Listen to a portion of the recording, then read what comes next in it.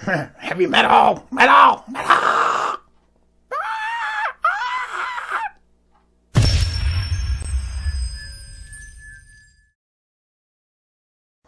Hey gang, Jeff Stone here with day 36 of the year 2016 at magicreviewed.freaking.com. Psychic CDs by Kyle P. Merck. So, the effect, watch the ad trailer. It gives you a good sense of the effect. Basically, this is like a packet trick with CDs.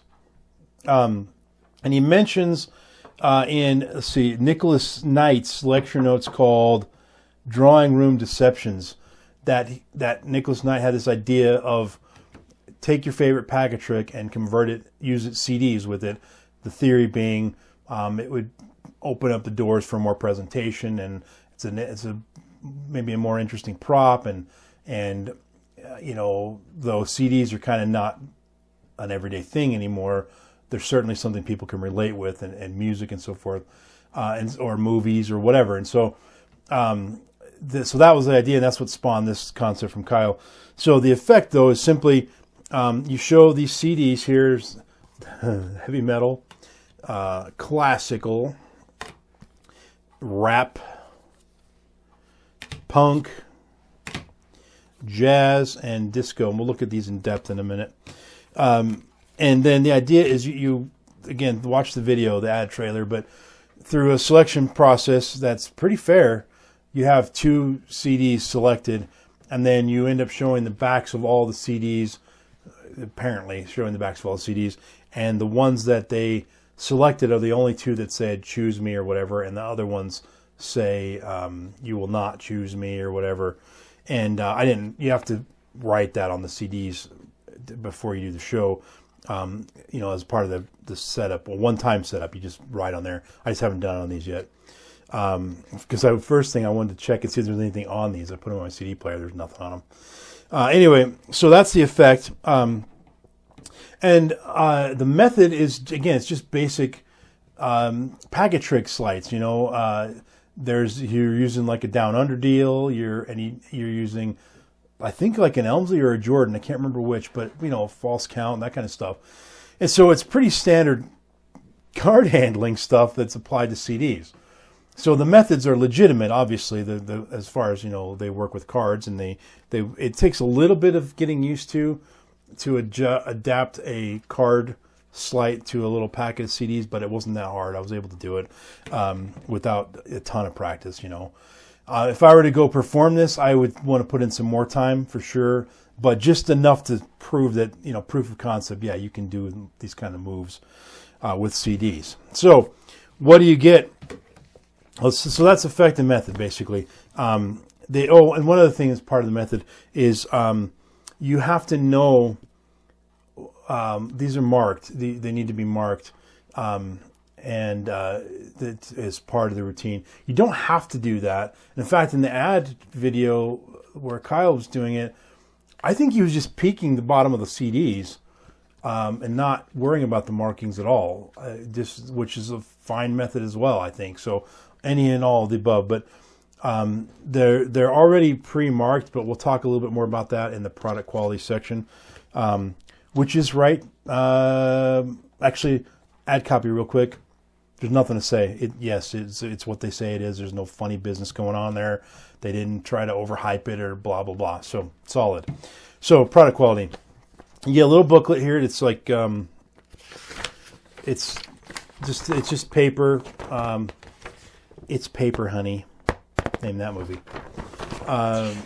It's like 4 or 5 pages, and that's it. No pictures, which would have been helpful in a couple of cases for sure. And it almost looks like this is a printing of an image of text rather than actual text. It's a little grainy. It's weird, but it's written well enough. I will say the parts where you're dealing with the handling of the CDs, I did have to read it a couple of times to get clarity on what I was reading, but it was fine. You know, it's nothing. I'm just realizing that all my gestures are off camera.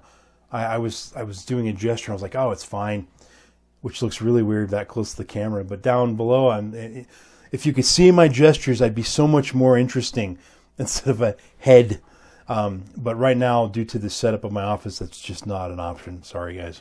Anyway, so these are the CDs. Now, these look like they're not the greatest like looking thing in my opinion, but that's not going to affect the rating because that's up to you. You know, you might think these look awesome, so that's fine. But what I will hit the rating a little bit is the quality of the labels already wearing out.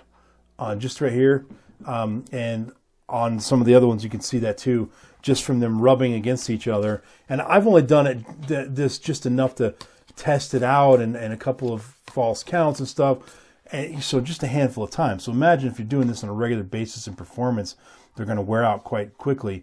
The other problem that's a little bit of an issue with me is the way they're marked. Is he gives you several options, which I thought was a smart idea. One of them, though, has to do with the copyright.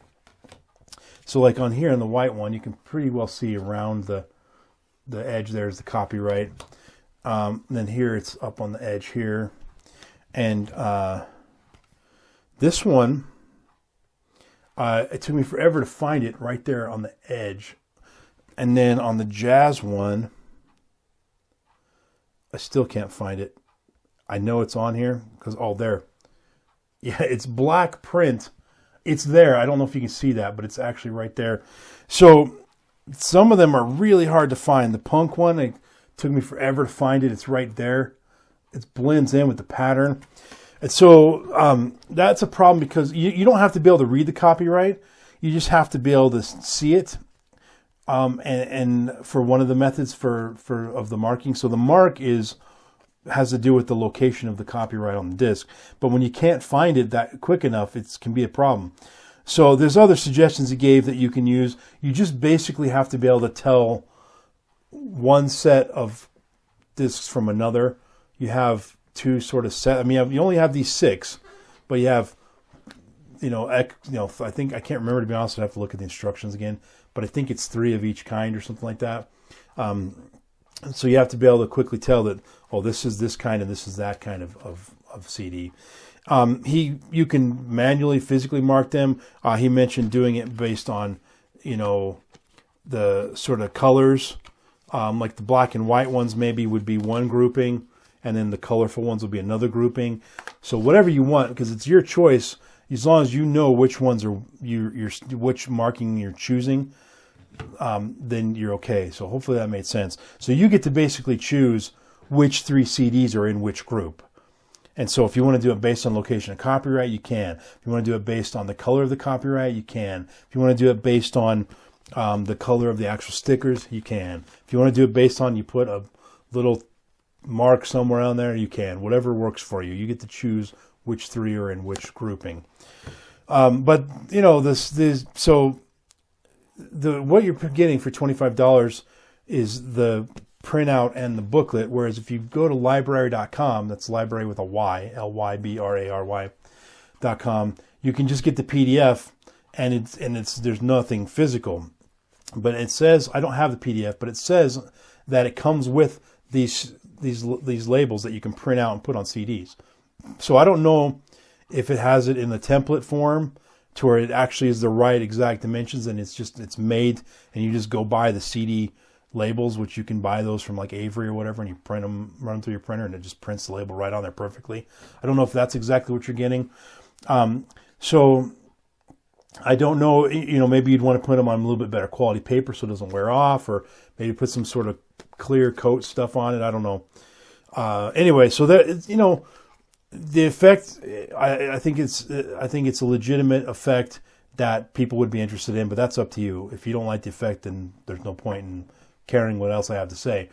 The method, totally legitimate, doable, and I do think that there's some merit to this idea of try swapping out the props. Maybe CDs aren't as relevant as they used to be. I don't know, maybe you could do it with even 45s, like little records. I don't know.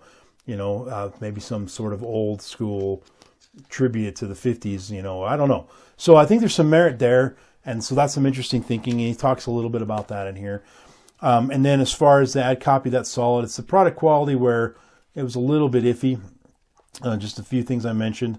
You may be better off buying the $10 download version and then making your own labels if you don't like these, or if you do like these, just print them out from the booklet.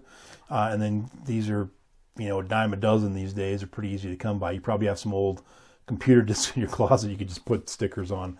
So anyway, that's it. Not a whole lot to say about it. It's a pretty short review. The day has come where Jeff's 10 or 11-minute reviews are the short ones. Anyway, 3.5 stars. Stone status, a gem.